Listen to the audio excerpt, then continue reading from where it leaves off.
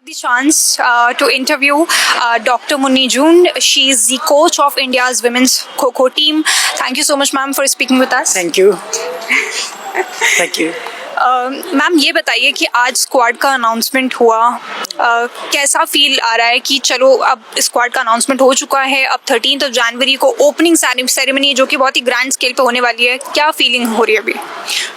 मैं अगर सच में बताऊं तो आज मेरी खुशी का कोई ठिकाना नहीं है कि जो हमारी खो खो की गेम थी वो कभी मिट्टी में धूल मिट्टी में खेली जाती थी और हमारे लिए कोई भी इस तरह की फैसिलिटीज़ नहीं होती थी। और कई बार बोलते हैं कि आदमी को सपने लेंगे तभी तो साकार होंगे, लेकिन कभी मैंने लाइफ में इतने ऊंचे लेवल के इतने अच्छे कभी सपने भी नहीं लिए थे, कभी सोच भी नहीं सकते थे कि हमारी खो खो इस लेवल तक पहुंचेगी। और जब भी मुझसे कोई पूछता था कि आप किस गेम में हो, आई टोल्ड यू मैंने अपना जो NIS है कोच के लिए होता है वो 1987-88 के बैच में पास आउट किया था। And when I was in 6th class तभी से मैंने अपना खो खो गेम शुरू की थी और 6th क्लास में ही मैंने पहली अपनी नेशनल उड़ीसा में खेल ली थी। उसके बाद मैंने सभी लेवल पे junior national, senior national, women national सभी लेवल पे अपनी kho kho all India university में अपनी प्रतिभा दिखाई। और मैं उसके बाद जैसे ही मैंने गेम शुरू की ख़त्म की उसके बाद NS के बाद मैं एज ए कोच जाने लगी और मैंने अपनी जॉब में और अपनी जो स्टडी है वो भी फिजिकल एजुकेशन में ही सारी कंप्लीट की है। और इस तरह से कितनी खूबसूरत जर्नी है, मतलब आप 6th स्टैंडर्ड से आप करें और अब आप कोच। उस चीज़ के लिए अपने आप को बहुत ही सौभाग्यशाली समझती हूँ कि जो मैं खेलती थी और आज भी मैं अपने उसी बचपन के सफ़र को तय कर रही हूँ। और आज इतना सुंदर मौका मिला हमें देखने को, जिसका सारा का सारा जो क्रेडिट है मैं अपने प्रेसिडेंट श्री सुधांशु मित्तल सर को और हमारे जो गुरु हैं, हमारे कोच हैं, जो शुरू में उन्होंने बताया कि how to play kho kho and how to learn kho kho, Shri MS त्यागी, उनको मैं इस चीज़ का क्रेडिट देती हूँ कि जिस भी इमारत को, बिल्डिंग को खड़ी करने के लिए उसकी नींव मजबूत होनी चाहिए। तो हमारी खो खो फेडरेशन में हमारे जो दोनों पिलर हैं वो बहुत ही ज़्यादा स्ट्रॉन्ग है, इसलिए जो हमारा मिट्टी का खेल है वो आज मड टू स्काई गया है। और इस कंपटीशन के लिए हमारे पास बहुत ही सुंदर अच्छे सपने हैं कि जैसे लड़कियों की शादी में सब चीज़ों की तैयारियां की जाती हैं, वर्ल्ड कप को लेकर हम सभी पूरा हिंदुस्तान, पूरा Indian Olympic sports authority of India, यहाँ जिस हॉस्टल में हम रहते हैं, जिस ग्राउंड का हम यूज़ करते हैं, स्पोर्ट्स अथॉरिटी ऑफ इंडिया के प्रावधान से हमें सब फैसिलिटीज़ मिल रही हैं। बच्चों को टाइम टू टाइम हम उनको फिजिकल एक्टिविटी करवाते हैं, जिम की फैसिलिटी देते हैं, डाइटिशियंस हमारा बच्चों की डाइट का प्रावधान करते हैं और हमें उनको प्रोटीन है, ड्राई फ्रूट्स हैं, खाना है, हेल्दी बैलेंस डाइट देते हैं, योगा की क्लासेस करवाते हैं, साइकोलॉजिकली उनको मोटिवेट करने के लिए साइकोलॉजिस्ट को बुलाते हैं, योगा करवाते हैं, मेडिटेशन। तो हम हर तरह से अपना भरपूर प्रयास कर रहे हैं कि हम अपने सपने को साकार करने के लिए जितना भी हम इसको सजा धजा कर जैसे एक दुल्हन को सजाते हैं, इस तरह से हम अपने वर्ल्ड कप के लिए सभी भरपूर तैयारियां कर रहे हैं।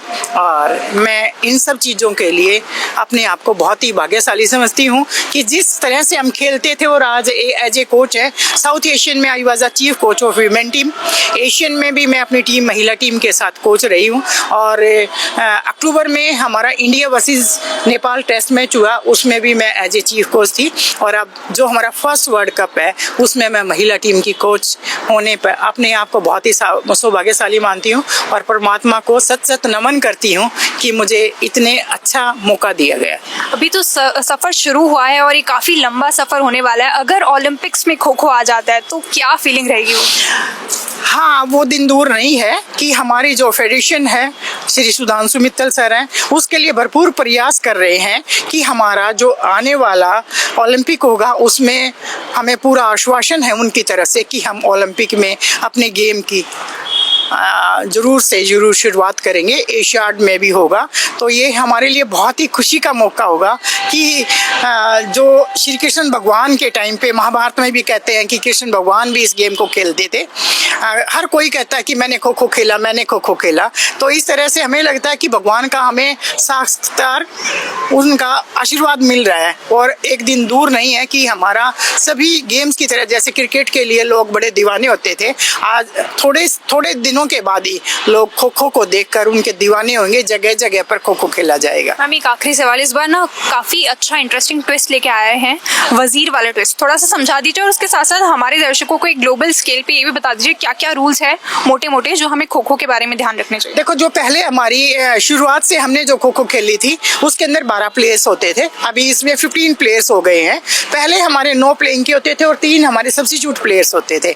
अब 15 होने के बाद हम 3-3 के 4 बार हम मैचेस डालते हैं और 3 प्लेयर्स होते हैं वो हमारे इंजर्ड प्लेयर्स को कुछ हो जाता है तो उनका सब्स्टिट्यूट करते हैं। और सबसे बड़ा हमारे अंदर एक रोमांचक गेम को बनाया है वो वजीर ने बनाया है, जिसमें सभी प्लेयर्स के से अलग कलर की उनकी किट होती है, यूनिफॉर्म होती है। और वजीर के लिए और सारी कोई भी बाउंडेशंस नहीं होती कि वो अपनी कहीं पे भी डायरेक्शन चेंज कर सकता है। सिर्फ 2 ही बाउंडेशंस हैं, एक परफेक्ट खो, वजीर को भी परफेक्ट खो देना भी चाहिए और लेना भी चाहिए, परफेक्ट खो। दूसरा, वो अपनी सेंटर लाइन को क्रॉस करके दूसरी साइड में नहीं जा सकता। और बहुत अच्छे से अच्छा तगड़ा प्लेयर होता है जब वजीर के सामने होता है तो उसकी भी रूह कांपती है, क्योंकि वो इधर उधर घूम के उसको पकड़ता है तो लोग बड़ा उस चीज का एंजॉय करते हैं। तो हमारे दर्शकों के लिए एक बार मैम ये कह दीजिए, द वर्ल्ड गोज खो। The world goes खो, the world goes खो, the world goes খো। আমাদের ভিডিও ভালো লাগলে লাইক এবং শেয়ার করুন, কমেন্ট সেকশনে গিয়ে জানান আপনাদের মতামত। আরও ভিডিও পেতে আমাদের চ্যানেল সাবস্ক্রাইব করুন এবং প্রতি মুহূর্তে খবরের আপডেট পেতে প্রেস করুন বেল আইকন।